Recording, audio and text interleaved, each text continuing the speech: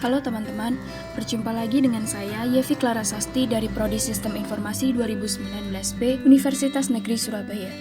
Dalam video kali ini saya akan menjelaskan tentang standarisasi jaringan. Standarisasi jaringan merupakan sebuah aturan main atau protokol yang digunakan pada jaringan komputer agar semua hal atau pekerjaan yang berkaitan dengan jaringan komputer dapat berjalan dengan baik. Manfaat dari standarisasi tersebut adalah agar perangkat dapat digunakan oleh semua orang sehingga memudahkan komunikasi satu sama lain dan memudahkan dalam melakukan pekerjaan. Standarisasi jaringan yang pertama adalah OSI atau Open System Interconnection. Adalah standarisasi protokol yang dibuat oleh International Standard Organization. Standar OSI ini memiliki 7 layer yang setiap layernya memiliki fungsi yang berbeda. 7 layer tersebut diantaranya adalah Application Layer, Presentation, Session, Transport, Network, Data Link, dan Physical. Application Layer memfasilitasi beberapa program-program aplikasi untuk dapat mengakses sistem-sistem yang ada pada lingkungan OSI. Lapisan ini berisi fungsi-fungsi yang berguna bagi pendistribusian beberapa aplikasi. Pada layer ini terjadi interaksi antar muka end user dengan aplikasi yang bekerja menggunakan fungsionalitas jaringan, melakukan pengaturan bagaimana aplikasi bekerja menggunakan resource jaringan untuk kemudian memberikan pesan ketika terjadi kesalahan. Beberapa service dan protokol yang berada di layer ini misalnya HTTP,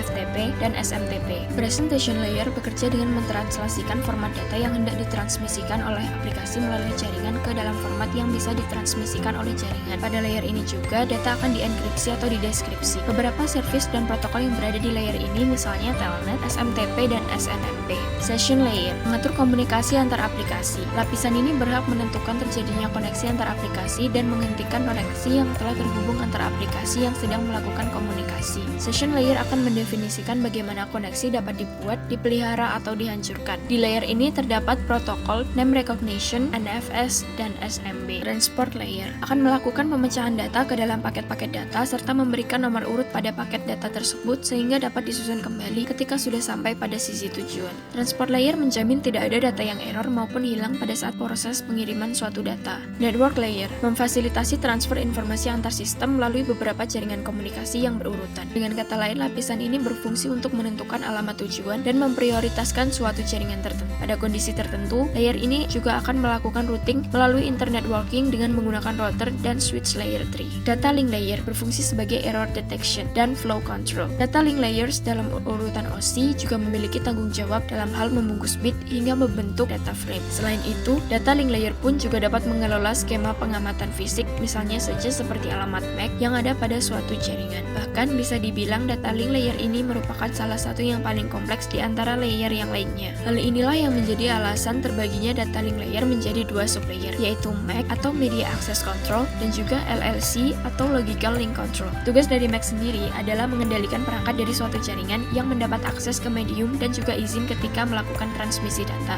Sedangkan LLC sendiri bertugas mengidentifikasi, kemudian membungkus protokol network layer dan juga melakukan kontrol terhadap pemeriksaan kesalahan. Physical layer bekerja dengan mendefinisikan media transmisi jaringan, metode pensinyalan, sinkronisasi bit, arsitektur jaringan, topologi jaringan, dan pengabelan. Level ini juga mendefinisikan bagaimana network interface card dapat berinteraksi dengan media kabel atau radio. Contoh cara kerja OSI layer ketika kita mengirim email. Yang pertama, application layer akan mengirim data ke komputer lain. Kemudian, presentation layer melakukan konversi email menjadi format jaringan. Session layer kemudian membentuk sesi perjalanan data sampai proses pengiriman selesai dilaksanakan. Selanjutnya, transport layer pengirim memecah data dan dikumpulkan lagi di transport layer penerima. Kemudian, network layer membuatkan sebuah alamat dan menuntun data sampai ke tujuan. Lalu, data link layer kemudian membentuk data menjadi frame dan juga alamat fisik. Lalu, di physical layer, data akan dikirim lewat medium jaringan ke lapisan transport penerima. Setelahnya, alur berbalik dari physical layer ke application layer pada komputer penerima. Selanjutnya adalah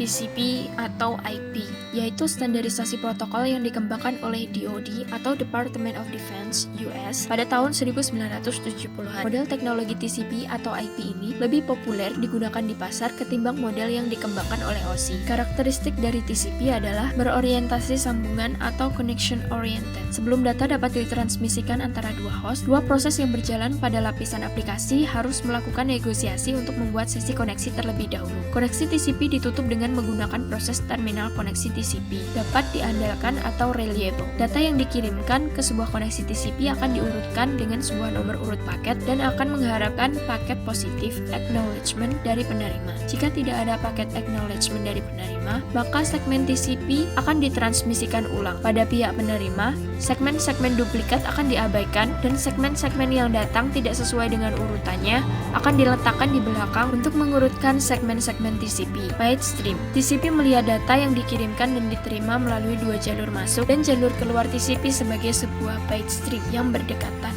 Nomor urut TCP adalah nomor acknowledgement dalam setiap header TCP, didefinisikan juga dalam bentuk byte. Memiliki layanan flow control untuk mencegah data terlalu banyak dikirimkan pada suatu waktu yang akhirnya membuat macet jaringan internet network. TCP mengimplementasikan layanan flow control yang dimiliki oleh pihak pengirim yang secara terus-menerus memantau dan membatasi jumlah data yang dikirimkan pada satu waktu untuk mencegah pihak penerima memperoleh data yang tidak dapat disanggahnya. TCP juga mengimplementasikan flow control dalam pihak penerima yang mengindikasikan jumlah buffer yang masih tersedia dalam pihak penerima. Kemudian karakteristik selanjutnya melakukan segmentasi terhadap data yang datang dari lapisan aplikasi, lalu mengirimkan paket secara one-to-one. Hal ini karena memang TCP harus membuat sebuah sirkuit logis antara dua buah protokol lapisan aplikasi agar saling dapat berkomunikasi. TCP tidak menyediakan layanan pengiriman data secara one-to-many. Pada TCP atau IP terdapat 4 layer, yaitu Application Layer, Transport Layer, Internet Layer, dan Network Access Layer. Application Layer merupakan lapisan terakhir dalam arsitektur TCP atau IP yang berfungsi mendefinisikan aplikasi-aplikasi yang dijalankan pada jaringan. Contohnya adalah SMTP untuk pengiriman email, FTP untuk transfer file, serta HTTP untuk aplikasi web. Transport Layer mendefinisikan cara-cara untuk melakukan pengiriman data antara end-to-end host secara handal. Lapisan ini menjamin bahwa informasi yang diterima pada sisi penerima adalah sama dengan informasi yang dikirimkan pada pengirim. Internet Layer mendefinisikan bagaimana hubungan dapat terjadi antara dua pihak yang berada pada jaringan yang berbeda seperti Network Layer pada OSI. Network Access Layer mempunyai fungsi yang mirip dengan Data Link Layer pada OSI. Lapisan ini mengatur penyaluran data, frame-frame data pada media fisik yang digunakan secara handal. Lapisan ini biasanya memberikan servis untuk deteksi dan koreksi kesalahan dari data yang ditransmisikan. Beberapa contoh protokol yang digunakan pada lapisan ini adalah X25, jaringan publik, Ethernet untuk jaringan Ethernet, AX25 untuk jaringan paket radio.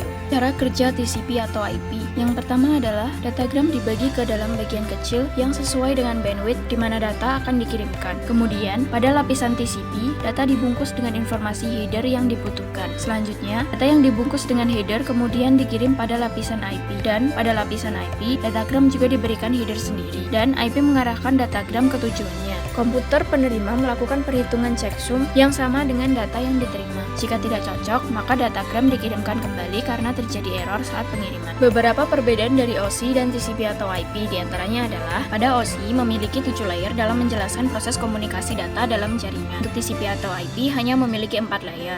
Kemudian pada OSI terdapat 3 layer yang berkaitan dengan aplikasi, yaitu Application, Presentation, dan Session. Sedangkan dalam TCP atau IP hanya 1 layer yang berkaitan dengan aplikasi, yaitu Application Layer. Kemudian pada OSI, proses komunikasi data di dalam jaringan secara fisikal dimodelkan dalam 2 layer, yaitu Data Link dan Physical Layer. Sedangkan untuk TCP atau IP, proses komunikasi data di dalam jaringan secara fisikal dimodelkan dalam 1 layer saja, yaitu Network Access. Kemudian, OSI kurang populer dan TCP atau IP lebih populer atau lebih dikenal. Berikut adalah perbedaan dari layer OSI dan layer TCP atau IP. Untuk persamaannya diantaranya adalah keduanya menggunakan layer dalam menjelaskan proses komunikasi data, lalu memiliki application layer, meskipun terdapat perbedaan fungsi untuk layer tersebut. Kemudian masing-masing memiliki transport dan internet network layer. Keduanya juga menggunakan asumsi pengiriman paket data secara packet switch dalam mencapai alamat tujuannya. Packet switch adalah metode pengiriman paket data di mana paket data dapat menempuh jalur yang berbeda-beda dalam mencapai suatu alamat tujuan yang sama.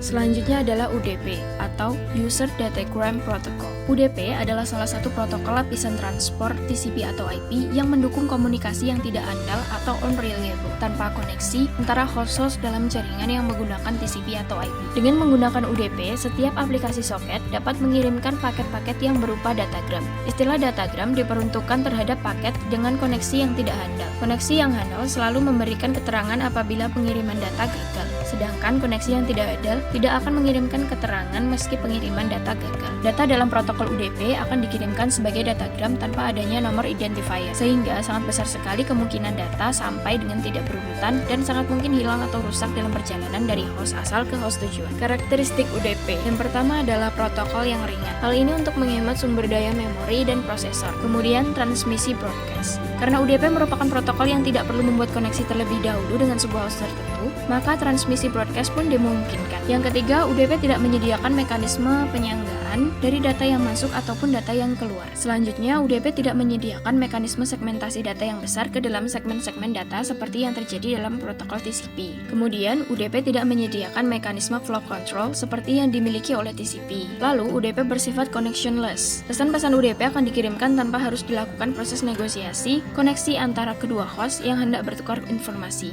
Selanjutnya, UDP bersifat unreliable. Pesan-pesan UDP akan dikirimkan sebagai datagram tanpa adanya nomor urut atau pesan acknowledgement. Kemudian untuk perbedaan UDP dan TCP, yang pertama adalah jenis koneksi. Untuk UDP bersifat connectionless dan TCP bersifat connection oriented. Kemudian untuk keandalan, UDP bersifat unreliable atau tidak ada pengecekan apakah semua paket sudah sampai tujuan dengan utuh atau tidak. Sementara TCP bersifat reliable. Jadi semua data yang dikirim akan diperiksa untuk menjamin paket TCP diterima dalam kondisi utuh. Kemudian untuk TCP membutuhkan banyak resource dan UDP resource yang dibutuhkan lebih kecil daripada TCP. Kemudian untuk UDP dia tidak perlu melakukan handshake seperti TCP. Sementara untuk TCP tidak memungkinkan broadcast karena TCP adalah koneksi host to host dan memerlukan handshake. Kemudian UDP biasanya digunakan untuk voice streaming atau video streaming. Sementara TCP atau IP digunakan untuk email, file sharing, dan download. Selanjutnya adalah network protocol, yaitu sebuah aturan atau standar yang mengatur atau mengizinkan terjadinya hubungan, komunikasi, dan perpindahan data antara dua atau lebih titik komputer. Berikut adalah daftar dari beberapa contoh protokol. Yang pertama adalah Serial Line Internet Protocol atau SLIP, yaitu protokol yang memungkinkan pemindahan data IP melalui saluran telepon. Kemudian ada Simple Mail Transfer Protocol atau SMTP, yaitu suatu protokol untuk berkomunikasi dengan server guna mengirimkan email dari lokal email ke server sebelum akhirnya dikirimkan ke server email penerima. Selanjutnya ada Hypertext Transfer Protocol atau HTTP, yaitu sebuah protokol jaringan lapisan aplikasi yang digunakan untuk sistem informasi terdistribusi, kolaboratif, dan menggunakan hipermedia. Selanjutnya ada Telecommunication Network atau Telnet, yaitu protokol client server yang memungkinkan adanya akses remote login komputer tujuan dalam sebuah jaringan. Fungsi utama dari Telnet adalah untuk mengakses komputer dari jarak jauh atau remote login. Kemudian ada File Transfer Protocol, yaitu protokol internet yang berjalan di dalam lapisan aplikasi yang merupakan standar untuk pentransferan file komputer antar mesin-mesin dalam sebuah internet network. Yang keenam ada Lightweight Directory Access Protocol atau LDAP. Adalah protokol perangkat lunak untuk memungkinkan semua orang mencari resource organisasi, perorangan, dan lainnya seperti file atau printer di dalam jaringan, baik di internet atau intranet. Selanjutnya ada Secure Socket Layer atau SSL, yaitu protokol jaringan yang paling banyak digunakan untuk enkripsi. Selanjutnya ada Simple Network Monitoring Protocol atau SNMP, yaitu protokol yang digunakan untuk memonitoring device di jaringan. Kemudian ada Secure Shell atau SSH, yaitu protokol jaringan yang memungkinkan pertukaran data secara aman antara dua komputer. Selanjutnya adalah Post Office Protocol Version atau POP3, adalah protokol yang digunakan untuk mengambil surat elektronik atau email dari server email. Kemudian ada Internet Message Access Protocol, yaitu protokol standar untuk mengakses atau mengambil email dari server. IMAP memungkinkan pengguna memilih pesan email yang akan ia ambil, membuat folder di server, mencari pesan email tertentu, bahkan menghapus pesan email yang ada. Kemudian ada Internet Control Message Protocol atau ICMP yang digunakan oleh sistem operasi komputer jaringan untuk mengirim pesan kesalahan. Sebagai contoh bahwa komputer tujuan tidak bisa dijangkau, maka protokol tersebut akan mengirimkan pesan. Kemudian ada point-to-point protocol, yaitu protokol enkapsulasi paket jaringan yang banyak digunakan pada Wide Area Network atau WAN. Kemudian ada Domain Name System atau DNS, yaitu Distributed Database System yang digunakan untuk pencarian nama komputer di jaringan yang menggunakan TCP atau IP.